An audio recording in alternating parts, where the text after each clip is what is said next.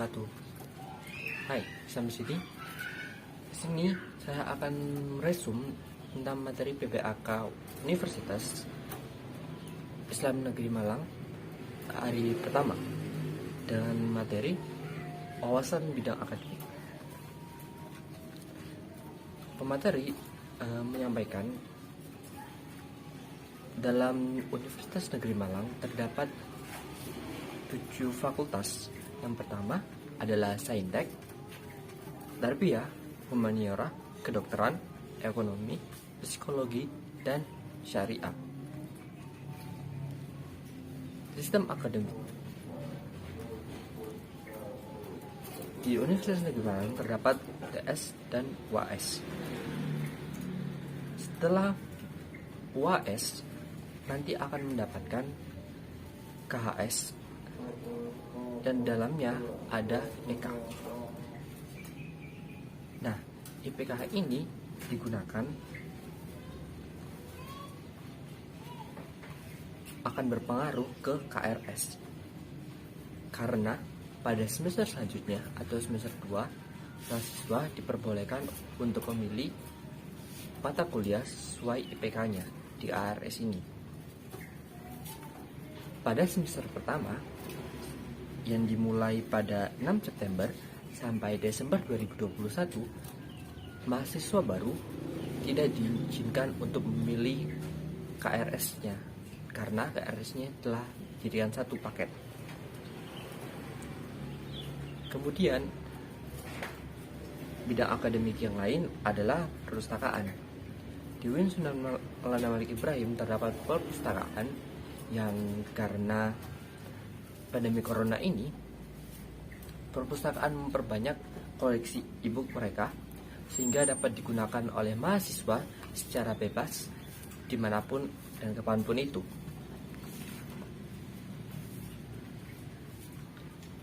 Materi kedua adalah wawasan bidang kemahasiswaan. Pemateri menyampaikan mahasiswa harus memiliki sifat-sifat berikut. Yang pertama, berpikir secara ilmiah. Apa sih maksudnya berpikir secara ilmiah itu? Berpikir secara ilmiah adalah berpikir sesuai ilmu pengetahuan, baik itu sains ataupun secara agama. Tidak asal pilih. Semua yang dia pendapati memiliki dasar-dasar ilmu tertentu. Yang kedua adalah berpikir secara positif.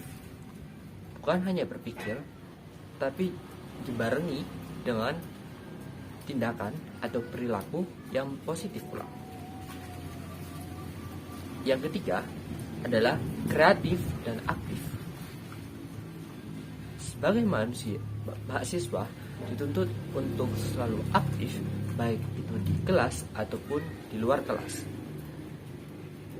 Di luar kelas dapat diikuti dengan berkuat seminar atau penyuluhan atau UKM, kegiatan UKM mahasiswa.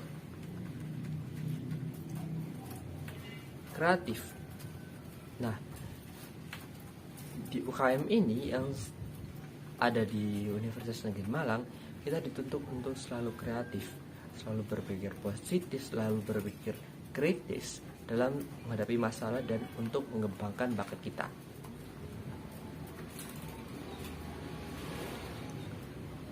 Dengan selalu aktif dalam bidang di luar ataupun di dalam kelas akan membantu dalam kegiatan perkuliahan, termasuk dalam SKKM saat hendak melakukan skripsi. Karena di Universitas Negeri Malang terdapat poin, yaitu sekitaran 250 poin yang digunakan agar lulus dalam skripsi.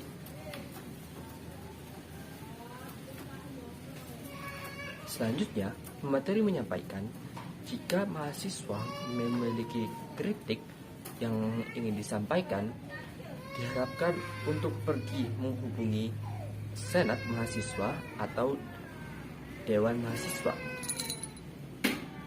yang sebelumnya bisa melalui himpunan mahasiswa jurusan. Ya ujuk-ujuk tiba-tiba langsung ke rektor. Gitu. Apa sih dua organisasi ini? Kamu belum tahu? Ayo kita bahas satu-satu. Yang pertama adalah Dewan Eksekutif Mahasiswa atau biasa disebut DEMA. DEMA ini merupakan organisasi intra-universitas yang merupakan lembaga eksekutif mahasiswa yang berada di lingkup kampus. Nah, DEMA sendiri kalau di universitas lain disebut dengan BEM, Badan Eksekutif Mahasiswa. Namun karena Himpunan Maulana Malik Ibrahim berada di ruang lingkup Kementerian Keagamaan, namanya diganti menjadi DEMA. Fungsi DEMA: pelaksana program organisasi kemahasiswaan. Yang kedua, sebagai lembaga yang mengkoordinasi dan menginstruksikan kegiatan kemahasiswaan yang berada di lingkup universitas. Tugas dari DEMA itu sendiri merupakan melaksanakan program kerja yang sudah disusun bersama oleh DEMA dan SEMA, mengkomunikasikan dan menginformasikan kegiatan mahasiswa tersebut. Ketiga, melakukan koordinasi dan sinkronisasi kegiatan. Di DEMA ada nih segbit-segbitnya sendiri atau biasa disebut kementerian. Nah, kementerian di DEMA ada 6. Yang pertama, Kementerian Dalam Negeri. Kementerian Dalam Negeri ini mengkoordinasikan dan menginformasikan kegiatan untuk mahasiswa yang berada di UIN Maulana Malik Ibrahim sendiri, yang berada dalam lingkup kampus. Yang kedua adalah Kementerian Luar Negeri.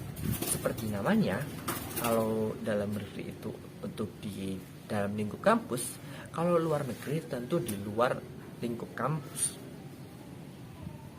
Nah, kementerian ini mengkomunikasikan lembaga-lembaga di UIN dengan lembaga-lembaga yang berada.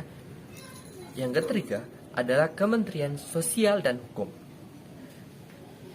Pada kementerian ini berisi tentang pengembangan ataupun kajian tentang isu-isu yang berkaitan oleh sosial, hukum, dan politik yang nantinya akan diinformasikan ke mahasiswa itu sendiri. Selanjutnya adalah Kementerian Agama. Kementerian Agama ini merupakan wujud kolaborasi UIN Maulana Malik Ibrahim sebagai kampus Ulul Albab mengkolaborasikan keilmuan, sains, dan agama yang akan menjadi ciri khas unik mahasiswa Maulana Malik Ibrahim itu sendiri. Kemudian Kementerian Pengembangan dan Kreativitas. Kementerian ini mendukung kegiatan-kegiatan ataupun program-program kemahasiswaan yang dirancang oleh DEMA agar menjadi satu kesatuan utuh dan memberikan support ke mahasiswa. Yang terakhir atau yang keenam adalah Kementerian Komunikasi dan Informasi. Kementerian ini seperti namanya bertugas untuk menginformasikan kegiatan-kegiatan mahasiswa yang berada di ruang lingkup UIN Maulana Malik Ibrahim. Selanjutnya, mari kita mengenal tentang SEMA atau Senat Mahasiswa. SEMA sendiri merupakan organisasi mahasiswa UIN Maulana Malik Ibrahim Malang yang berperan sebagai lembaga legislatif yang berada di lingkup mahasiswa. Lembaga ini mengkoordinasi DEMA, UKM, dan HMJ. Fungsi SEMA universitas sendiri adalah: yang pertama, advokasi; 2, legislasi; 3, pengawas; dan 4, penganggaran. Tugas SEMA universitas: yang pertama, mengawal dan mengontrol DEMA universitas; kedua, memberikan persetujuan untuk setiap kegiatan yang akan diselenggarakan oleh Dema Universitas.